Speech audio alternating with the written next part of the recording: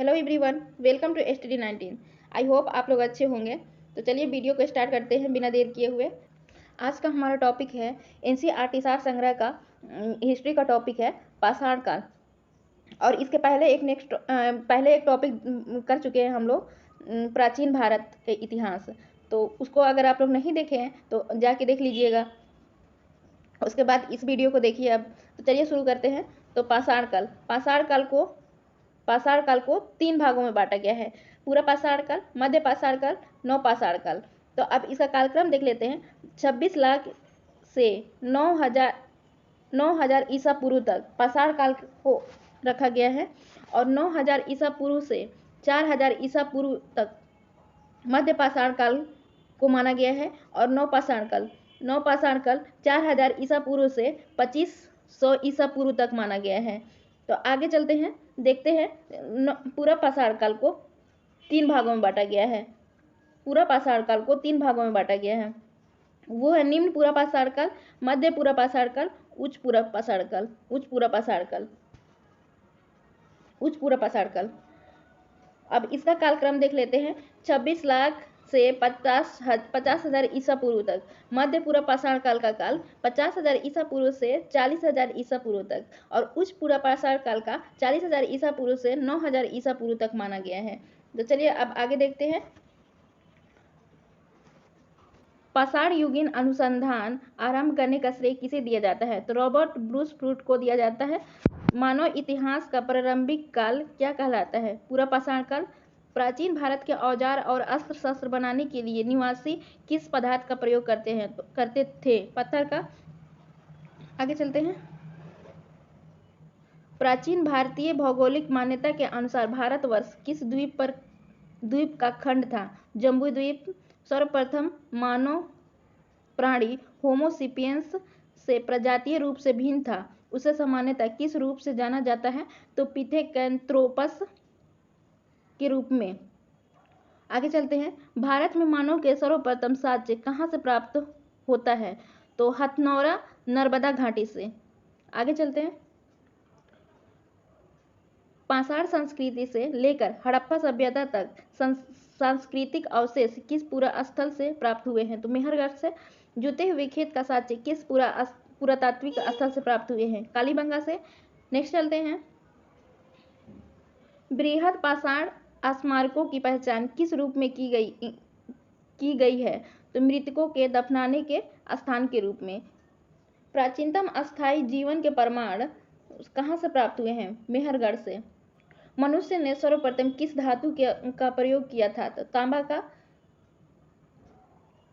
प्रस्तर युग stone age के लोगों के पास प्रथम घरेलू पशु कौन था? तो कुत्ता।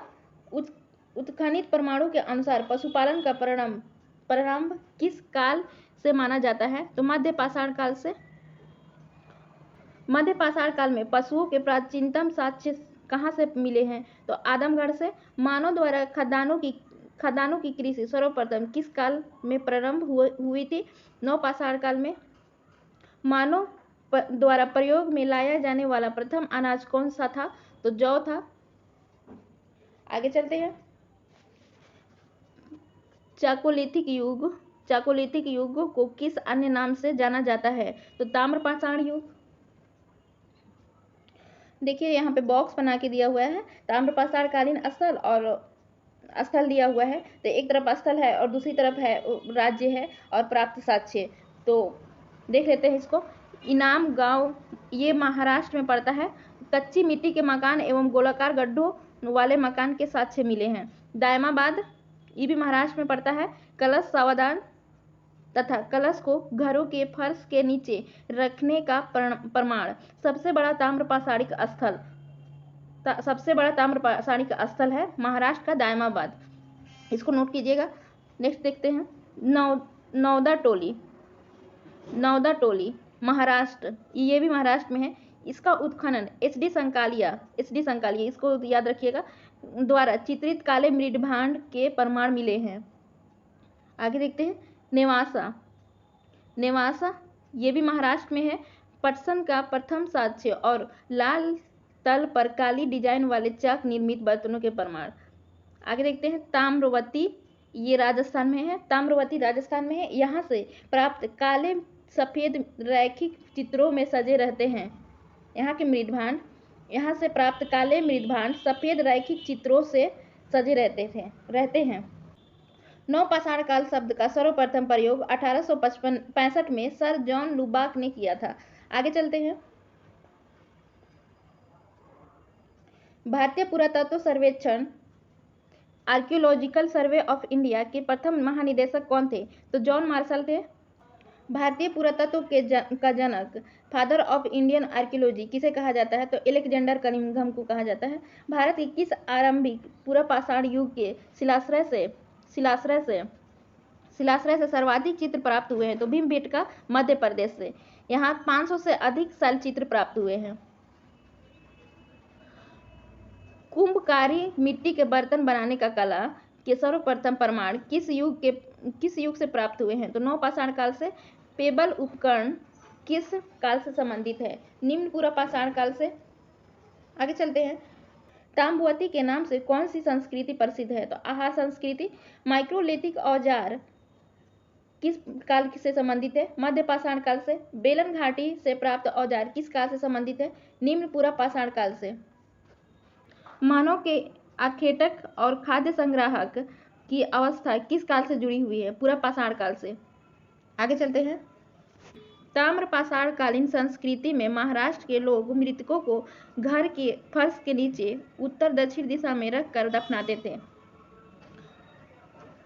आगे भारत के दो सर्वाधिक प्राचीन ज्ञात मध्यपाषाण कालीन स्थल कौन से हैं? तो महदहा और सरायनाहर राय।